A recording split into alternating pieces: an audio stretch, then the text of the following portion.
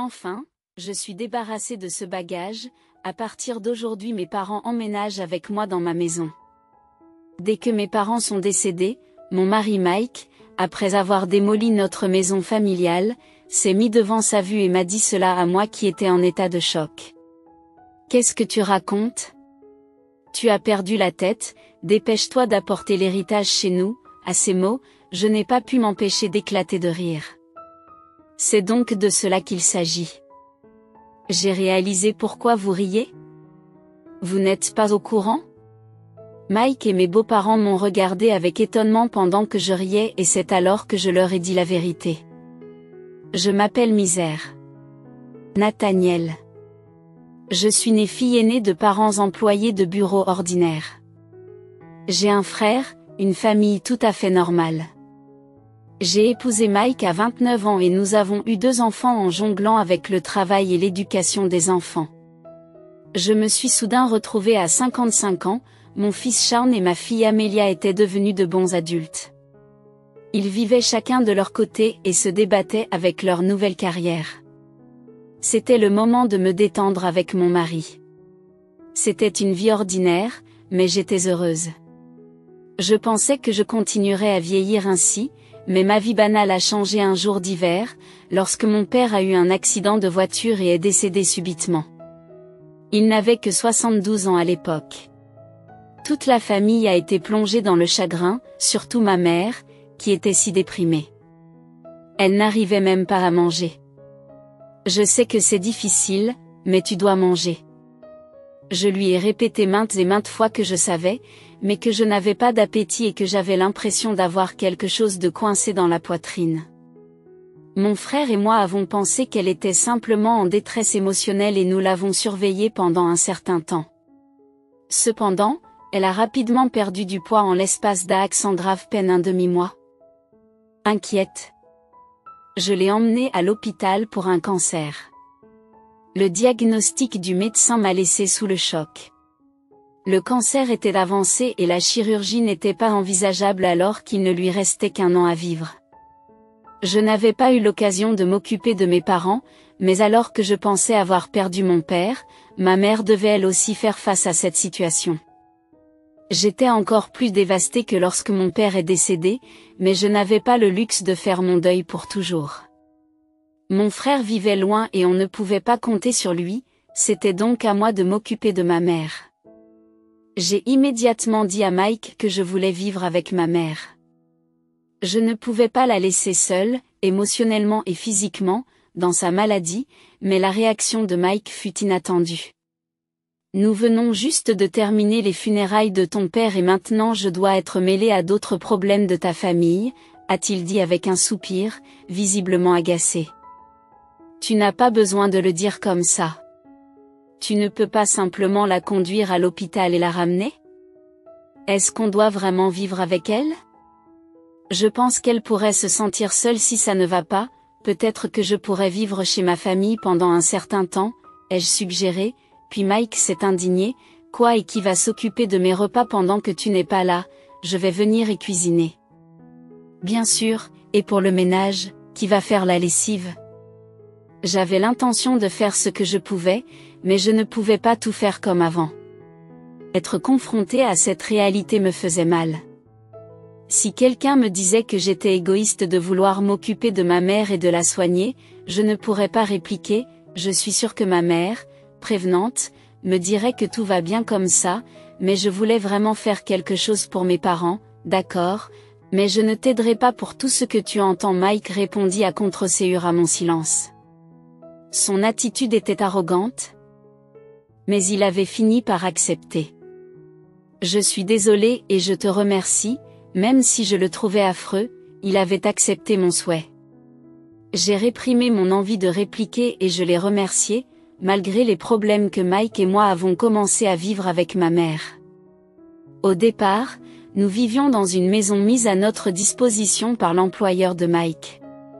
Mike était fils unique et son père voulait vraiment que nous vivions ensemble. Nous n'avions pas l'intention d'acheter notre propre maison et nous allions finalement emménager avec les parents de Mike qui vivaient dans l'entreprise. Le logement était plus pratique pour le travail et le loyer n'était que d'environ $600 par mois, ce qui n'était pas une grosse charge, mais maintenant que nous avons déménagé dans la maison de ma famille, nous n'avons plus à payer ce loyer et nous avons plus d'espace. Je pense que le fait de vivre ensemble n'a pas eu que des inconvénients pour Mike. Fidèle à sa parole, Mike ne nous a aidés en rien, mais je suis contente de pouvoir vivre avec ma mère. Elle semblait énergique, mais elle se sentait souvent faible et passait beaucoup de temps allongée pendant la journée. Je préparais ses repas, la nourrissais et gérais ses médicaments. Il lui aurait été impossible de faire tout cela seul. Je suis désolée, misère. Je vous remercie. C'est une grande aide que tu sois ici avec moi. Je devrais aussi remercier Mike, dit ma mère en exprimant sa gratitude à notre égard. Souvent, elle n'était pas consciente des mots durs que Mike avait prononcés à propos de la vie commune, et elle lui en était donc reconnaissante. Un soir, après que ma mère soit allée se coucher et que Mike soit rentré à la maison pour servir le dîner, j'ai abordé le sujet du traitement de ma mère. Mike m'a jeté un regard noir et m'a dit, « Je ne sais pas ce que tu veux que je dise. Je t'ai dit que je ne t'aiderai en rien, que je refuserai même de t'écouter. J'avais besoin de me défouler sur quelqu'un, de consulter quelqu'un.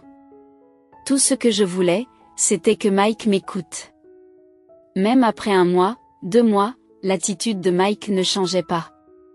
Il se plaignait constamment de la cohabitation, agissant comme s'il faisait une grande faveur et son comportement devenait de plus en plus odieux de jour en jour, mais je ne pouvais rien dire contre lui. Entre l'inquiétude pour ma mère et la considération pour Mike, je devenais de plus en plus stressée. À l'époque du pronostic d'1 an, l'état de ma mère s'est rapidement aggravé et elle a été hospitalisée. 3 jours plus tard, elle est décédée.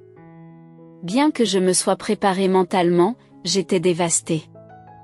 La famille de mon frère et mes enfants sont venus tout de suite et m'ont beaucoup aidée, mais dans ces moments-là, on a vraiment besoin de son conjoint à ses côtés. Cependant, Mike riait et discutait avec ses parents dans un coin, ne participant pas du tout aux préparatifs des funérailles.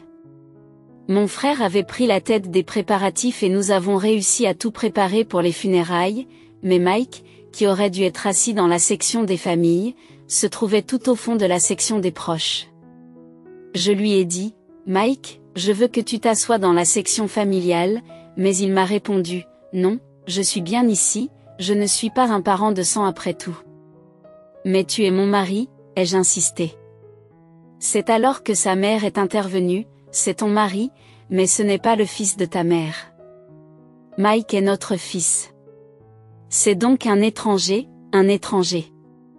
Vous savez, les parents de Mike sont juste nous, la misère devrait s'asseoir dans la section familiale en entendant cela de la part de ma belle famille. » Je suis restée sans voix, car d'où je viens, il est courant que les gendres s'assoient dans la section familiale lors des funérailles, bien que cela puisse varier d'une région à l'autre.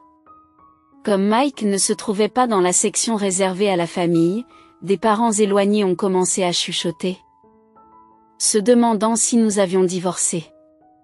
Si Mike était resté assis là, se sentant un peu vexé de ne pas être à mes côtés, nous avons tout de même réussi à voir ma mère partir en paix après les funérailles. Feral, la famille de mon frère, mes enfants, Mike et ses parents sont retournés à la maison familiale.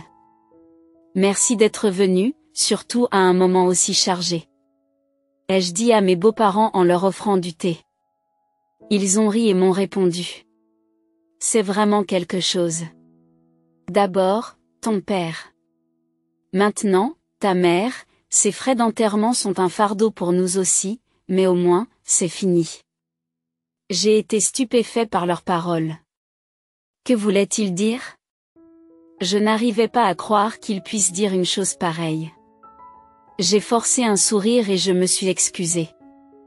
J'ai alors entendu Mike parler avec ses parents. Ça n'a pas dû être facile pour toi, Mike, de vivre avec des marginaux. Oui, faire face aux caprices de la misère, c'était pénible. Un mari ne doit pas se contenter de suivre les exigences de sa femme. Si tu n'aimes pas quelque chose, tu as le droit de refuser. Je serre les poings. Leur voix qui riait et bavardait était insupportable, mais ce n'était pas nouveau. Les parents de Mike avaient toujours été insensibles et grossiers. Lorsque Mike et moi nous sommes mariés, sa mère a dit, « Tu n'as pas pu trouver quelqu'un d'autre que moi ? Tu ne pourrais pas trouver quelqu'un de plus attirant ? Je n'attends pas grand-chose de mes petits-enfants, » a dit son père en plaisantant. On dit que la beauté devient ennuyeuse après 3 jours de misère. Tu ne t'ennuieras pas et Mike s'est contenté de rire, c'est drôle, une famille aussi irrespectueuse. J'ai senti quelque chose se briser en moi, car en y repensant, ni Mike ni ses parents ne m'avaient dit un seul mot de réconfort, que ce soit à l'enterrement de mon père ou après le décès de ma mère. Au contraire, ils m'avaient ridiculisé. Je m'étais senti désolée de m'imposer à Mike. Mais maintenant je remettais en question son comportement en tant que personne. J'avais été trop préoccupée par Mike, alors que je voulais juste faire ce qu'il fallait pour ma mère. Je me suis rendu compte que je n'aurais pas dû me sentir aussi coupable envers Mike, d'autant plus qu'il ne me soutenait pas. Si la famille de mon frère et mes enfants les avaient entendus, ils auraient été bouleversés, mais heureusement ils étaient dans la cuisine. J'étais soulagée d'être la seule à avoir entendu la conversation de Mike et de ses parents. Puis j'ai entendu la suite de la conversation de ma belle-mère, la misère. Oui, ai-je répondu avec surprise. Puis-je avoir ceci ? A demandé ma belle-mère en tenant le sac à main de ma mère, confuse. J'ai balbutié, Eh bien, ta mère n'en aura plus besoin, a suggéré Mike. Je le ramène à la maison, peut-être que je vais le garder, a-t-elle dit en tendant le sac à main pour l'évaluer. Je n'arrivais pas à croire à son audace, surtout juste après les funérailles. Je lui ai pris le sac et lui ai dit fermement. Non, tu ne peux pas. Son expression a changé, non pas tant parce qu'elle se voyait confisquer le sac à main que parce que sa belle-fille me tenait tête. Je suis restée sur mes positions. Nous ne sommes pas prêts à trier les affaires de ma mère, mais nous distribuerons ses souvenirs à la famille. Plus tard, ma belle-mère est devenue rouge de colère. Qu'est-ce que tu veux dire ? Vous voulez dire que je suis une étrangère ? Vous avez dit tout à l'heure à l'enterrement que même Mike était un étranger pour ma mère.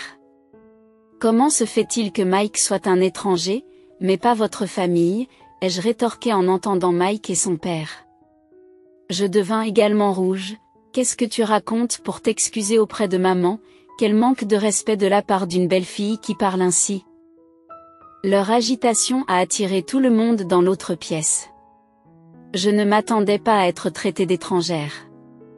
Après tous les efforts que nous avons faits pour assister aux funérailles, rentrons à la maison, papa. Ma belle-mère m'a crié dessus devant tout le monde et a quitté la maison en trombe. Pour une raison que j'ignore, même Mike était en colère et est parti avec ses parents. Qu'est-ce qui s'est passé ? As-tu vraiment traité ta belle-mère d'étrangère ? Tout le monde me l'a demandé, n'ayant entendu que sa version, sortie de son contexte. On aurait pu croire que c'était moi qui étais dure, mais j'ai expliqué la situation à tout le monde. Personne ne m'a fait de reproches. Grand-père et grand-mère devraient être plus attentifs aux sentiments des autres. C'est ainsi que papa, grand-mère et grand-père ont toujours été. Mes enfants se sont rangés de mon côté, mais je ne pouvais toujours pas pardonner à ces trois-là. Mike n'était pas rentré à la maison depuis un certain temps. Depuis ce jour, je ne l'avais pas contacté non plus. Je ne pensais pas que c'était à moi de m'excuser et je n'étais pas sûre de pouvoir lui pardonner même s'il le faisait, mais je savais que les choses ne pouvaient pas rester ainsi éternellement. Un jour, Mike est revenu à la maison. Je l'ai salué en réprimant la colère qui montait en lui. Puis il m'a dit, « Ça a été dur, hein ?»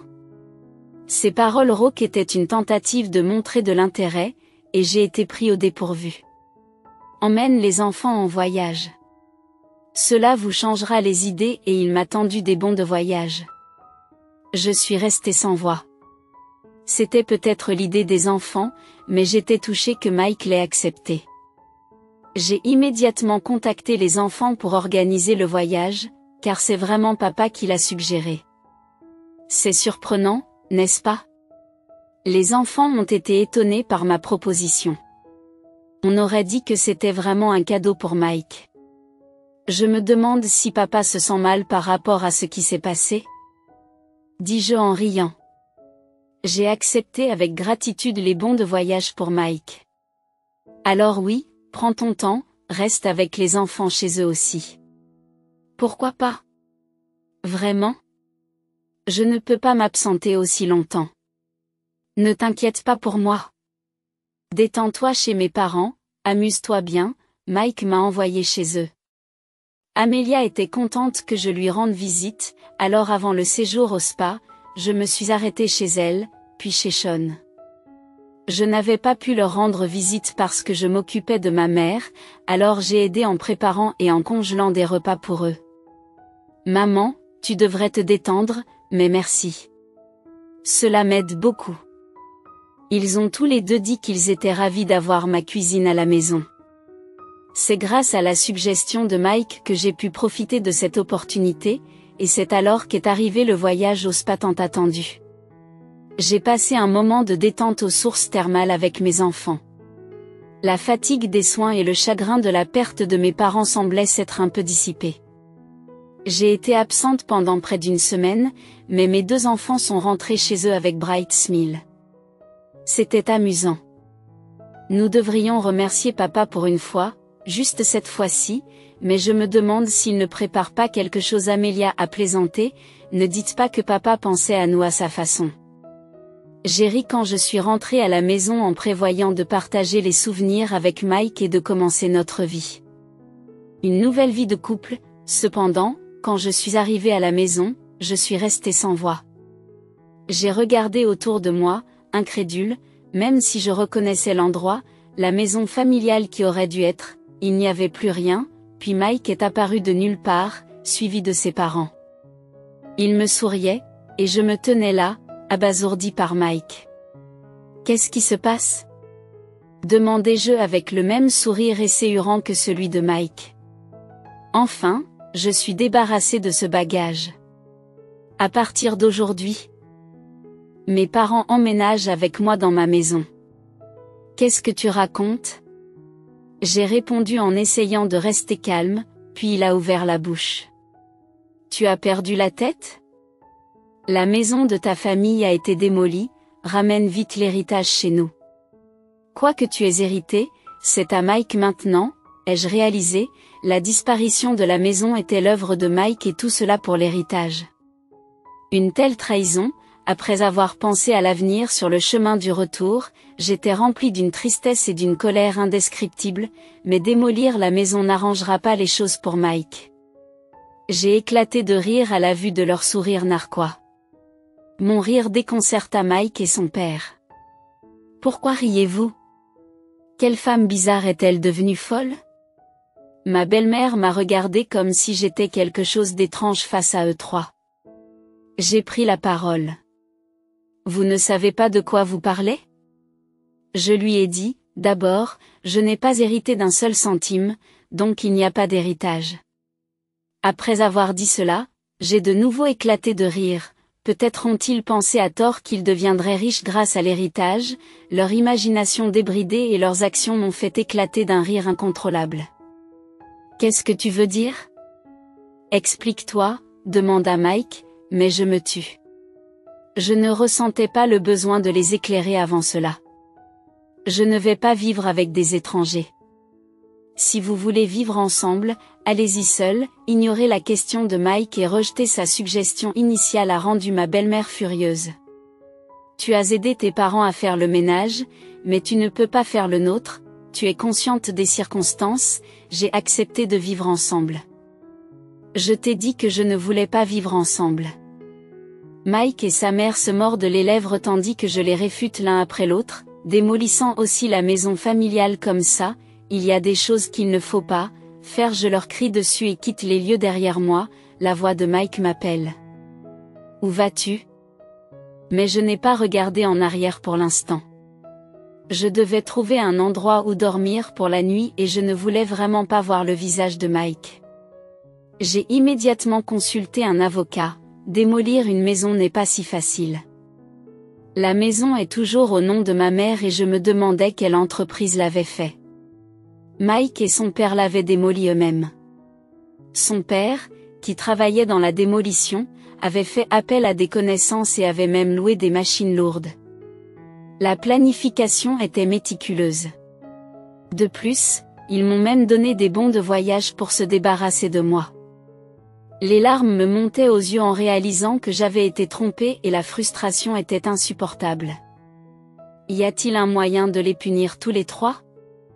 Alors que j'expliquais ma situation en pleurant, l'avocat m'a souri gentiment. Mike a démoli illégalement la maison au nom de votre mère. Il peut être accusé de destruction de biens et tenu responsable des dommages. Commençons par exiger des excuses formelles de la part de Mike et de ses parents, dit l'avocat. J'ai acquiescé. L'avocat a rapidement pris les mesures nécessaires. Quelques jours plus tard, Mike m'appelle, furieux de l'avis juridique qu'il a reçu. Qu'est-ce que c'est que cette lettre certifiée? Oh, tu l'as eue. Vous avez détruit ma précieuse maison. Bien sûr, vous devez me dédommager. Nous avions dit que nous déménagions chez mes parents. J'ai démoli une maison dans laquelle personne n'allait vivre. Vous devriez me remercier, pas demander une compensation. Maintenant, apportez l'héritage et revenez à la maison. Il m'a remercié avec arrogance d'avoir démoli ma maison. Ne me faites pas rire, et quel héritage, ce n'est même pas encore réglé, ai-je pourtant crié au téléphone. Mike est resté silencieux, apparemment décontenancé par ma colère, que j'ai rarement manifestée. La raison pour laquelle j'ai ri quand la maison a été démolie. C'est exactement cela. J'avais passé une année entière avec ma mère. Il était évident que nous allions parler d'héritage, alors j'ai dit à mon frère, je ne veux rien, je te donne tout en conséquence. Il a hérité de toutes les liquidités et des actions. Il a insisté pour que je prenne la maison, car il vivait loin et ne pouvait pas la gérer. Si je ne devais pas y vivre, elle pouvait même être louée. C'est ce qui était prévu pour que j'hérite de la maison de toute façon. Soit vous et votre père remettez la maison dans son état d'origine, soit vous versez la somme indiquée dans la lettre. J'envisageais de régler cela à l'amiable. Eh bien, d'accord. Si vous ne pouvez pas payer, je porterai plainte et je vous poursuivrai, ai-je déclaré. Je m'en excuse. Je ne pensais pas que vous seriez aussi en colère. Bien sûr, je suis en colère. Que voulez-vous, il s'est mis à chercher des excuses. Il semblait penser que si ma maison familiale disparaissait, il n'aurait pas à vivre avec ses parents, en particulier le père de Mike, qui avait toujours souhaité vivre ensemble. Le père de Mike semblait avoir de l'affection pour Shawn et voulait apparemment vivre avec lui. Mike avait refusé de vivre ensemble avant, invoquant des trajets difficiles, mais ses parents pensaient que c'était moi qui m'y opposais, alors il les a convaincus en démolissant ma maison et en faisant croire que j'allais emménager chez eux avec l'héritage, mais je ne pouvais pas lui pardonner après avoir entendu une telle chose. S'il vous plaît, donnez-moi une chance. Je ne voulais pas faire de mal à papa. Je suis désolée aussi, s'il est vraiment désolé, alors acceptez l'arrangement. J'ai dit cela et j'ai raccroché le téléphone. Mike continuait à m'appeler et à m'envoyer des messages pour s'excuser, si tu es désolé, transfère simplement l'argent. Je savais que la maison de mon enfance ne pouvait pas être restaurée, mais c'était le seul moyen de faire passer mes sentiments insupportables. Ensuite, je suis restée chez Amelia. La famille de mon frère et mes enfants étaient au courant de cette situation. Bien que mon frère ait dû être furieux que notre maison soit démolie sans son consentement, il m'a dit que je n'interviendrais pas, mais que j'aiderais de quelque manière que ce soit. Je peux faire ce que vous pensez être la meilleure des misères. Tout le monde a condamné les actes de Mike et m'a soutenu. Un mois s'est écoulé sans qu'aucune indemnité ou pension alimentaire n'ait été versée à Mike. Pendant ce temps, je n'ai eu aucun contact avec lui.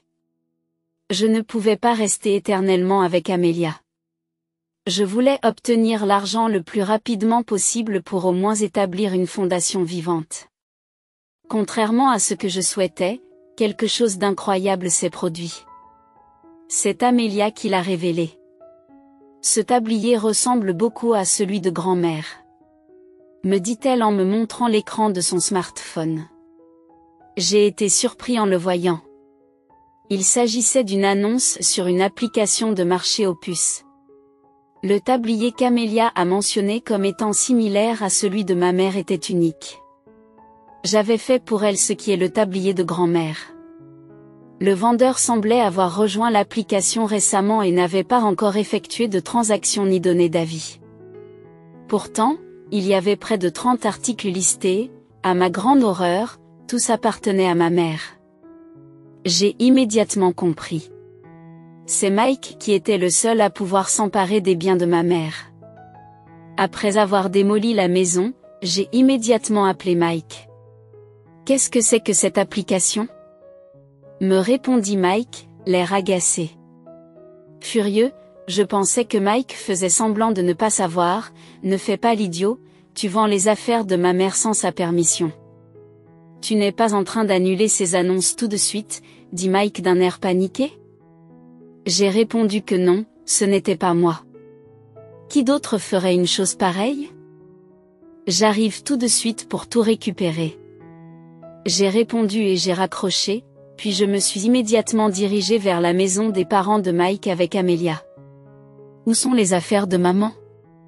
Demandai-je dès notre arrivée en appelant Mike. Devant la porte, Mike bégaya. Je ne sais rien, dit la vérité. Papa, Amelia s'est jointe à moi pour faire pression sur Mike. Il avait l'air troublé. Les parents de Mike, remarquant notre présence, sont sortis. Oh, Amelia, tu es là, a salué la mère de Mike, souriant à la vue de sa petite fille. En colère, Amelia dit, grand-mère, dis à papa de dire la vérité. La vérité, ce sont les affaires de grand-mère, qui est décédée récemment. Papa semble vouloir les vendre, dit Amelia, et la mère de Mike éclate de rire. Mike, l'air troublé, répétait, ce n'était vraiment pas moi.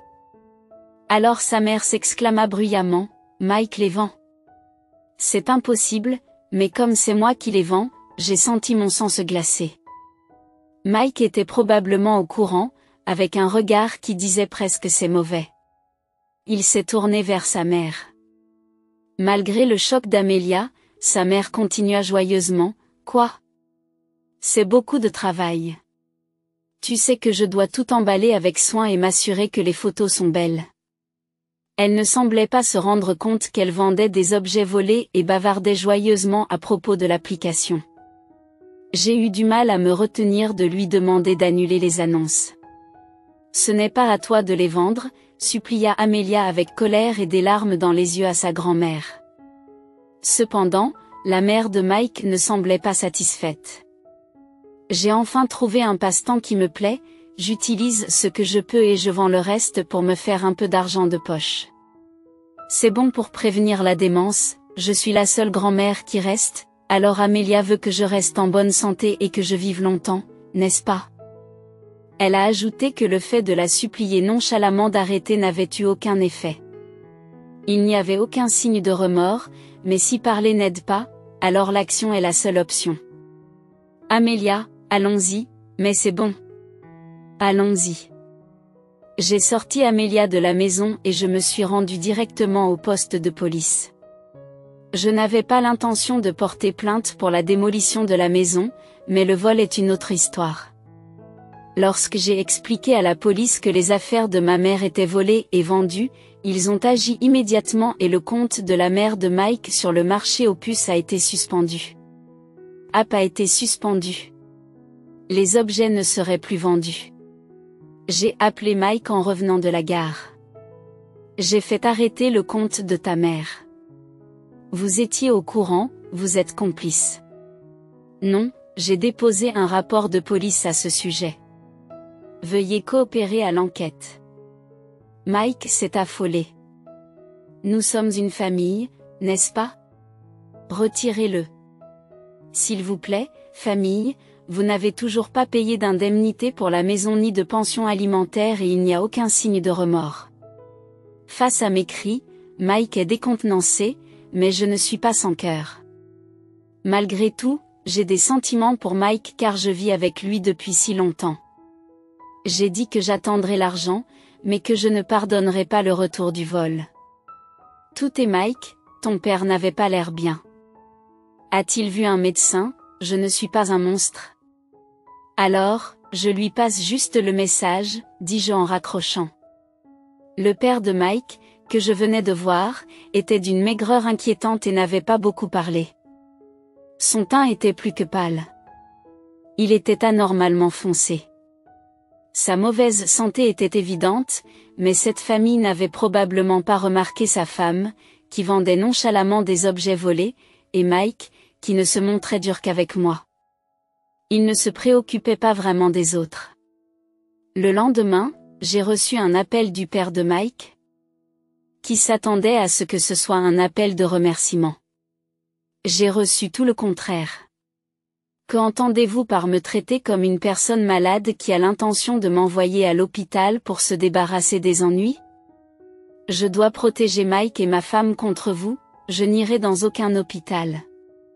Il a grondé, c'était choquant d'être réprimandé.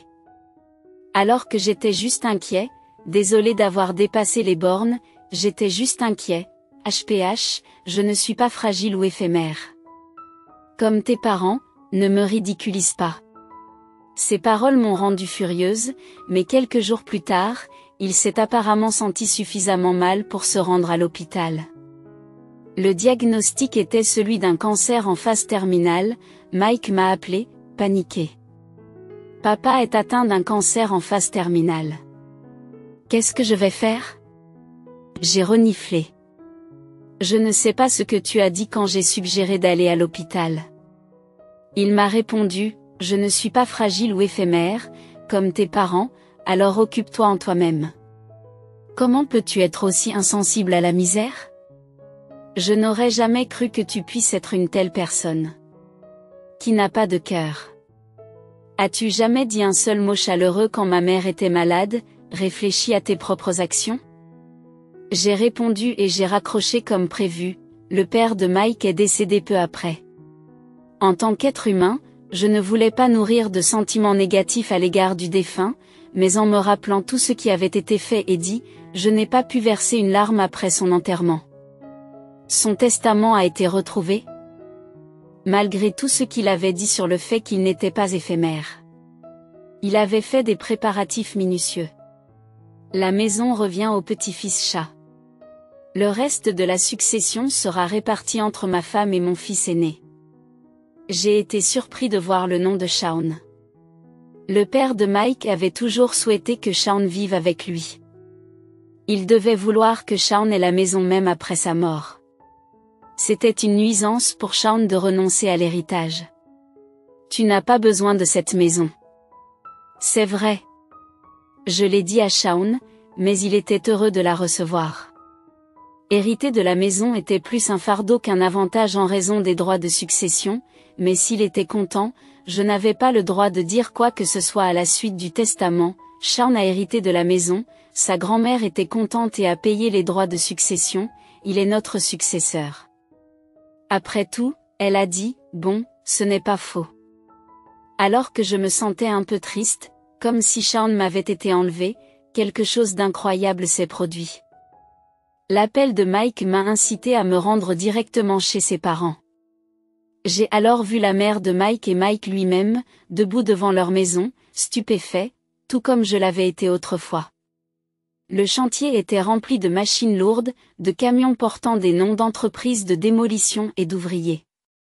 Leur maison était en train d'être démolie sous nos yeux. Qu'est-ce qui se passe?